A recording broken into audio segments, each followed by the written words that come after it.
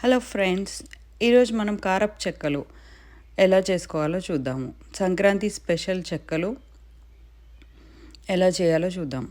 First ఒక mixie jar తీసుకొని mixie జార్లో 10 నుంచి 12 పచ్చిమిర్చీలు, 2 ఇంచుల అల్లం ముక్క తీసుకొని దీన్ని పేస్ట్ చేసుకోవాలి. మనం కావాలంటే కరివేపాకు కూడా వేసుకోవచ్చు.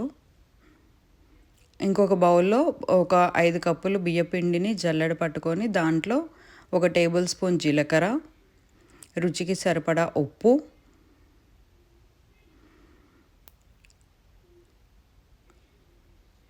ఒక 2 టు 3 టేబుల్ స్పూన్స్ నానబెట్టిన పెసరపప్పు. నేను ఈ పెసరపప్పుని 1 గంట సేపు నానబెట్టుకున్నాను.